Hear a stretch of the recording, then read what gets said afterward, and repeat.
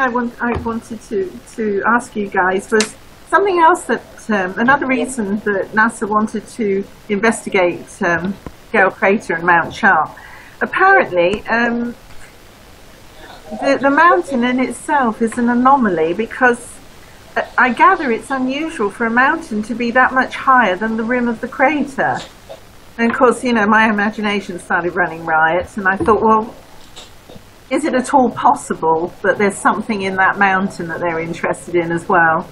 So I'm just throwing this in. What do you think about that? Well, I've heard rumours that saying that it's hollow. Okay. You know,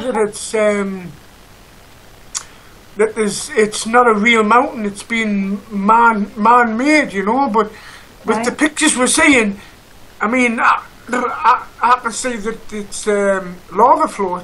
It's not a mountain, it's an actual ancient volcano, you know, because you can actually see the lines of lava on the top curving round, you know. I've actually had a look at lava on Earth, the way lava on Earth flows, and the way that the top of the mountain is, and they look exactly the same, you know. So I don't think it's false. Do you think that might be glacial, though? You know, marking those steep tracks are down. I know where you mean. Yeah. Well, it could be, because we don't really know what Gale Mount Sharp is really yet. No. Do they know for a fact that it is an ocean bed, an ancient ocean bed? Do they know that for a fact, or? Oh, the crater itself is a huge lake, yes. So our astrogeology is trustworthy, is it?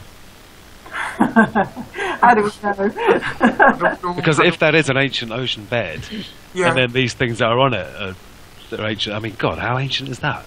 Yeah. Oh, no, and if they are made of metal, then it's an amazing kind of metal, or as you said, it's the dry, arid atmosphere and the low temperatures that keep it lasting so long. I have another question. Maybe Neville can answer that. And like I say, Brett has turned into a woman. Hi, Karen. Hi. Hi. Yeah, you didn't know he was a shapeshifter, did you? Good to see you, by the way. Finally. Is there any of the satellites that had the GPR equipment, ground penetrating radar? No. I don't think there is, like, but it would be good if they could actually send one that does that, you know, because the amount of stuff they found on Earth with using it, you know, is absolutely brilliant. Like, you know, the amount of other pyramids and that they found by using it, they could find all sorts on Mars by using that. So even none of the orbiters have it, though? Maybe they do have, but there are so much stuff on it, so it's easier not to tell us about it. Everybody's talking about underground cities and living underground on Mars, underground facility, whatsoever, and so on and so on. So if they had GPR on any of the satellites, then the problems might be that just like we had with the Clementine project and the Chang'e 2 lunar map, that it's easier to find an older map, a copy, than it is to start removing all the stuff and blurry everything out. So why not say we don't have that, we don't have GPR. I think they have GPR, and I think they have not told us the complete truth about all of their equipment or how much of it they have. So I think they knows what's underground, and I think that's also one of the reasons why they were so interested in Gale Crater also. Right, yeah. Well, that's why I'm really interested in what we can sense ourselves. Sorry, news. Can you hear me okay? Yes. Can you hear me? Yes, Karen. I'm working on speaking at the Edgar Casey group here in Texarkana on the topic of giants, and I was actually now I'm going to go into Wackyville. I was just listening to David Wilcock, his speech at the Conscious Life Expo in February. I believe he's bringing a lot of information online about galactic history from insiders, and basically he goes deeply into this topic of underground bases and talking about galactic history, where the basic story is there was a group of ET race, actually about 70 feet tall, who came into the solar system in the outer solar system, Saturn, Uranus, Pluto, Neptune, and almost all of the moons around all these planets and the gas giants were inhabited. They're hollowed out. They had an artificial sun.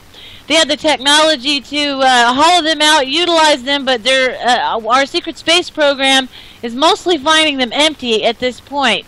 And they're utilizing them because why wouldn't you use, something that's already built for, the biggest secret of all here is that the solar system has been inhabited and is inhabited. We have 5 secret space programs, supposedly, I've heard, can't confirm, and they're kind of rivals to each other.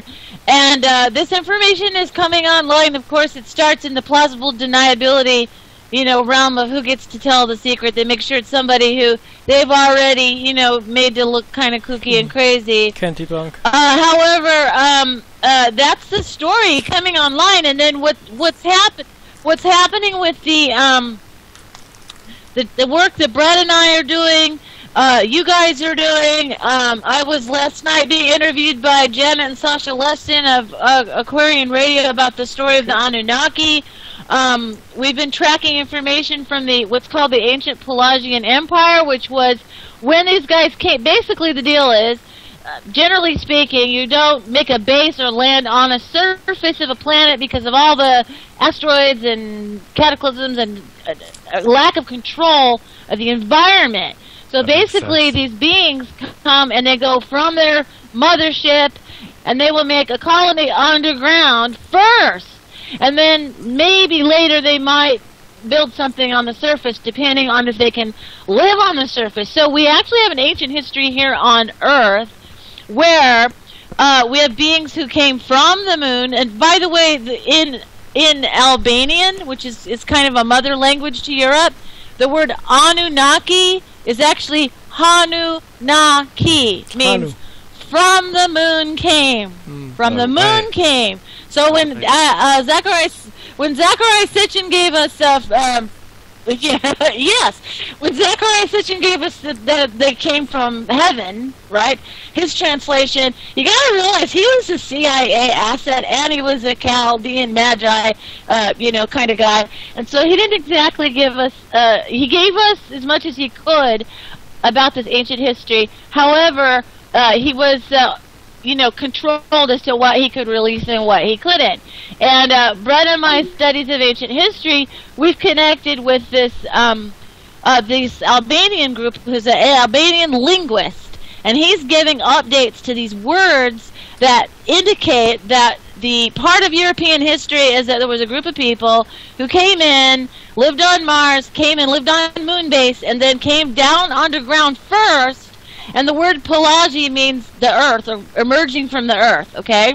Mm-hmm. And then they couldn't live on the surface right away. They were like stark pale white, okay? Like Brett and I are Irish. That's like they couldn't handle the sunlight.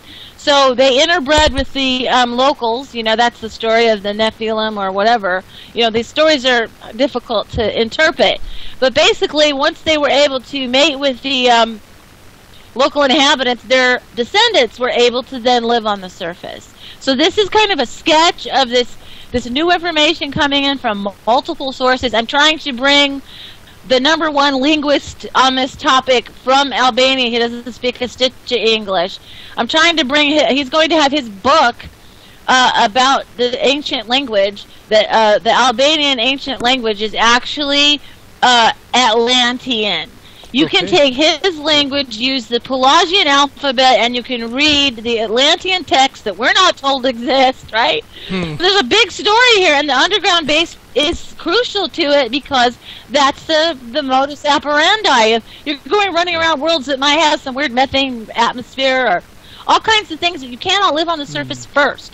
So they go from the ship to the underground, and then if they can make a dome to live in or they adapt to the, they want to have a surface population, they'll interbreed with the locals, or perhaps they'll maybe have some kind of genetic alteration or hybridization that allows them to then live on the surface. How about that? Karen? That's Wow. Can you see what I am pointing at here in the background? Here we go. Can you see that? The picture on the wall? No. Yeah. Very small. That's a sonar scan of the Baltic Sea anomaly. And yes. you were talking, and it's actually it's signed by one of the team members that actually are a friend of mine also, Dennis Osberg. Oh, fantastic. I see. I'm an admin in the Ocean X group also. Mikey? Yes. Mikey, can I ask you a question? Yes. How far down underwater is the Baltic Sea anomaly? 86 How meters. far down underwater? 86 meters. 90 you know? meters. Yes. Right. Yes. So you Okay, can dive. so So if you are diving down there, help a girl out in Texas that didn't learn metric system. once again. Oh, it's about 280 feet. In other words, Okay. So if you're diving down there, you have wait, okay, 15 so here's minutes. The deal. In the So yes, it is. If you're diving down there, you have 15 minutes until you have to go up again with about 200 kilos of equipment, and it takes 1.5 hours to go up to the surface with the correct speed, not to I don't know what the wording is. Yeah, exactly, to pressurize. Yeah. So we are actually hoping that there will come an expedition this year. Rumors says there will be, and there is a TV crew actually following the team now, and rumors are saying that they want to go out there again, but this time with scientists, also real live scientists, and not a treasure hunter team that did not know what this was, but only found the pictures, you know. So that's what we are waiting for. All. But I was pointing at it because you were talking about ancient civilization. You were talking about traveling from planet to planet and seeding life, so to speak, on the planet and testing the planet. Is it a planet we can inhabitate, so to speak? And that has always been one of my first thoughts when I heard about the Baltic Sea anomaly and saw the pictures, that these was something from a civilization that was part of responsible for seeding this planet with the human DNA.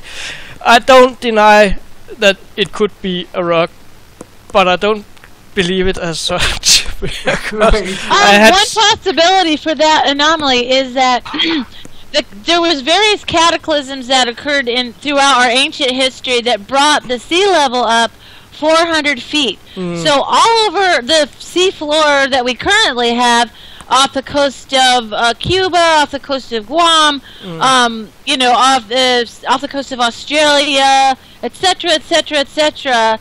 400 feet or so down is a whole surface population or cities that used to be before the sea level rose. So it's possible at that depth that used to be on the surface. Could be. There were dry land there before last ice age, so that's the Baltic Sea passing. That was dry land back then.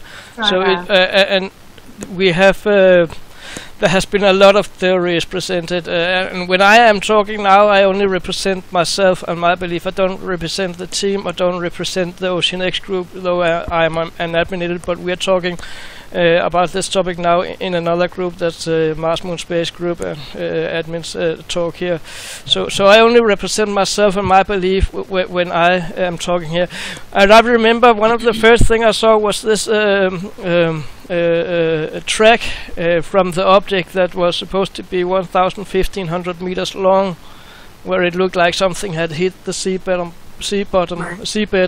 and dragged all over the seabed and made this long track. It is later someone else has claimed that this track does not even exist, but there have been so many theories, so many different people have done a lot of work. I had a good friend, Mr. Peter Loof, who have done a great job also with some pictures and some topographic bathymetrical images from Finland Transport Agency, but they are showing something way else than what I believe in. And one thing I am careful with is when we are looking at sonar scans, when we are looking at pictures from Finnish Transport Agency that has these probably the best pictures of the seabed in the area in the whole world.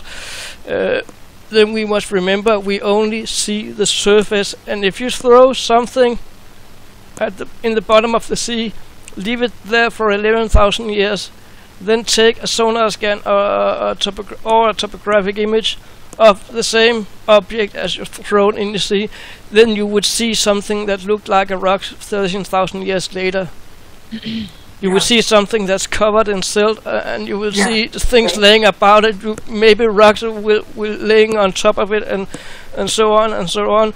And there's no clutter on this at all, you will not see what's underneath it, and that's what we need to find out. There is this 2-meter wide hole in the object. In a square frame, there is a 2-meter wide hole, and the big question is, can we find that hole again in the next expedition and lower a camera down that hole? Wow. That would give us a lot of answer. I don't deny that it could be a natural formation.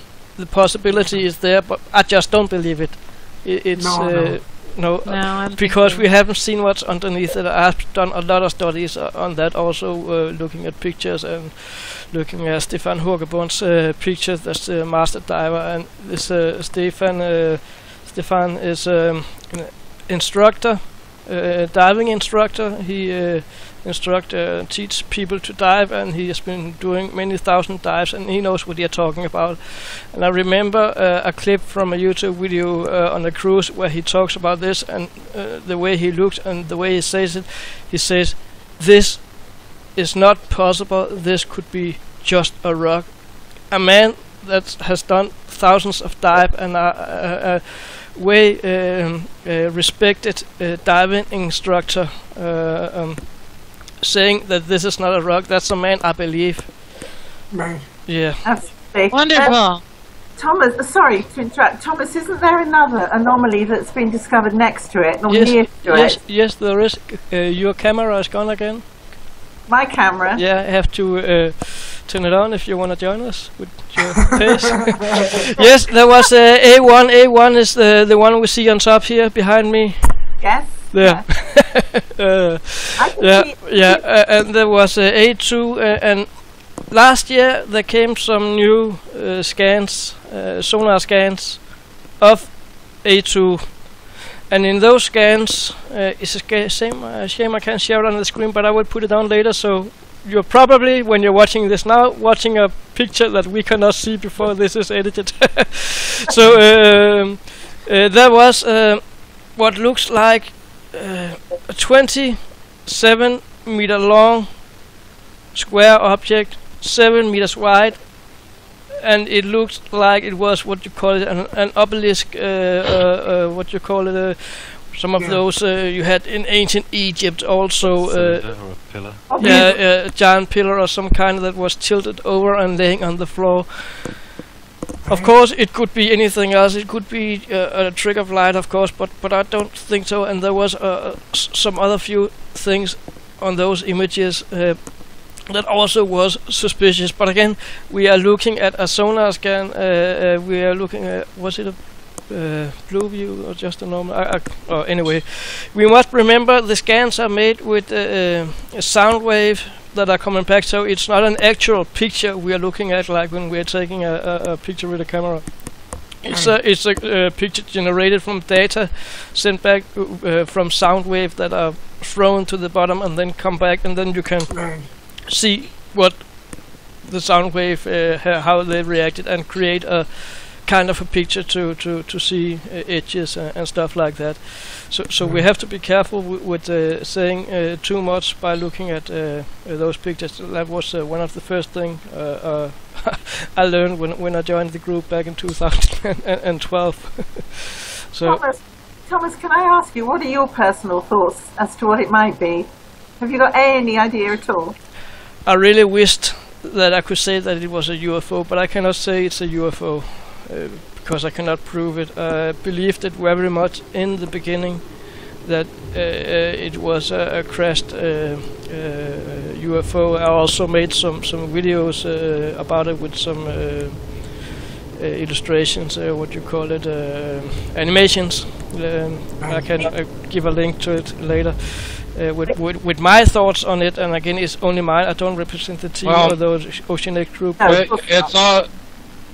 Yes, Brett. You were saying? It's in a very interesting place on.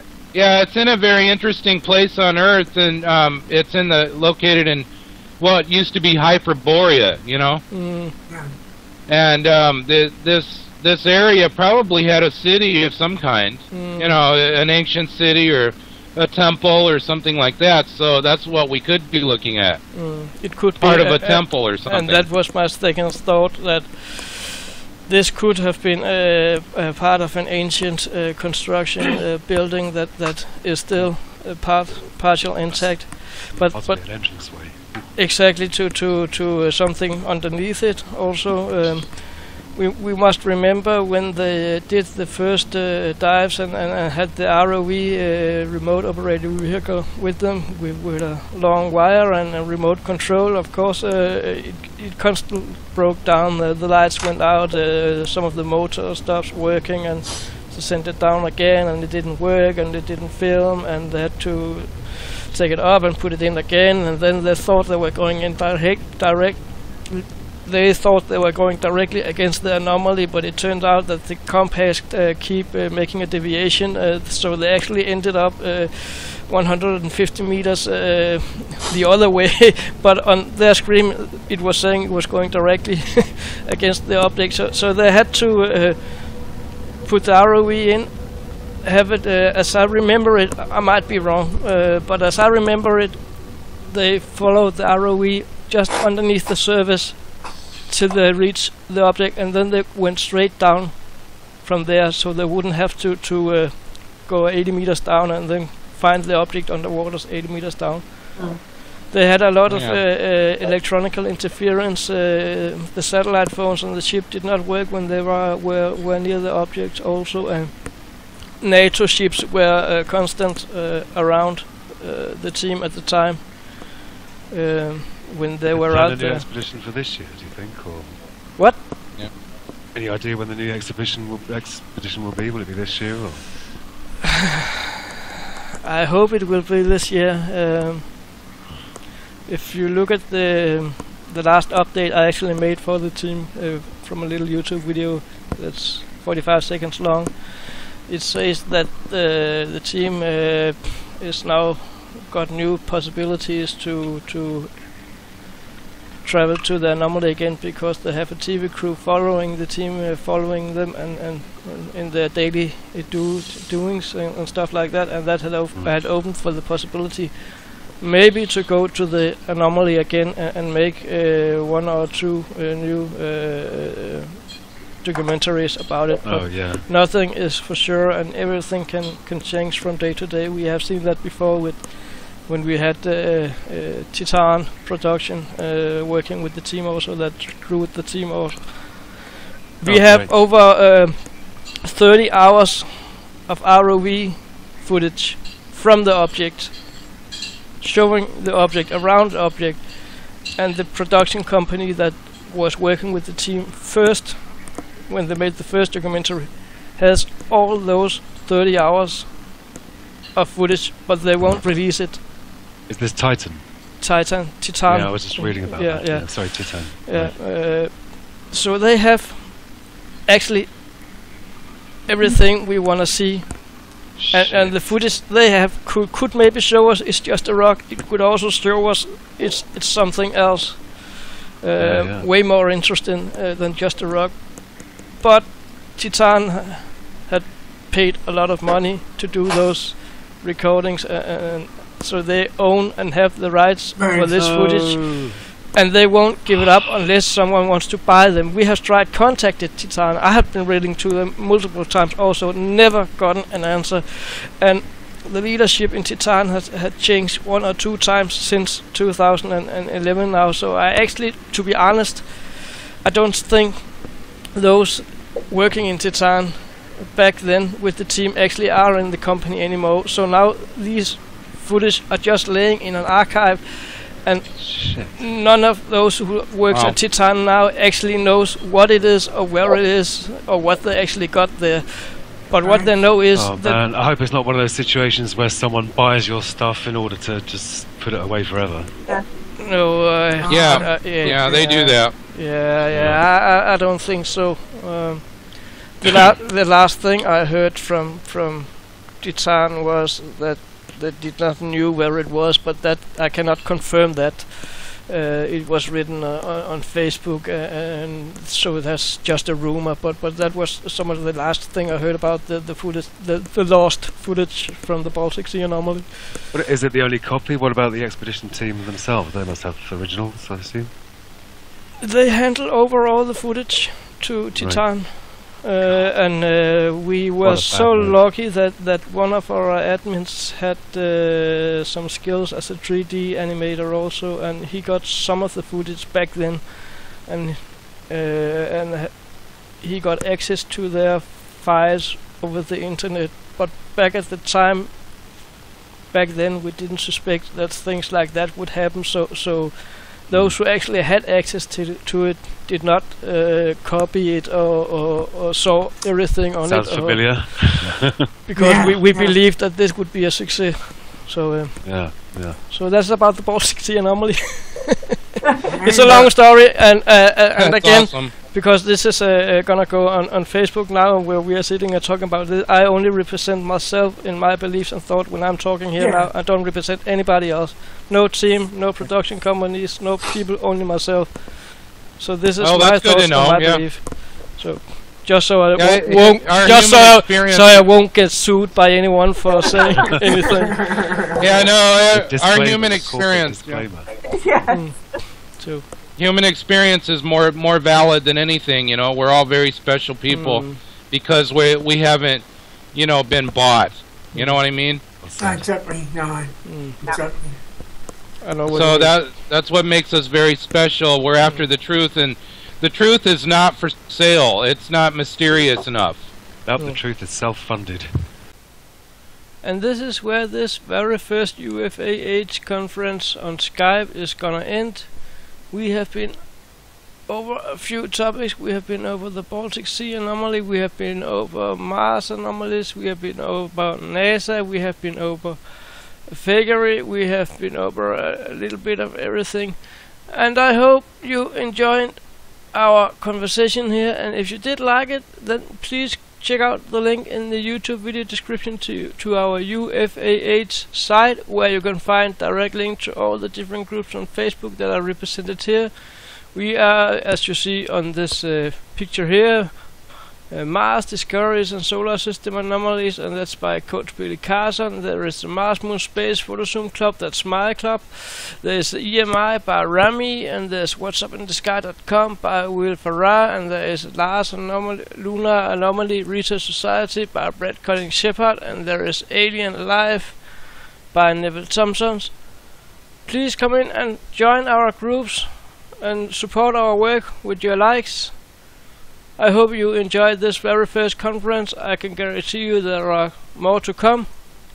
Until we see us again, take care. Thank you for watching. Bye.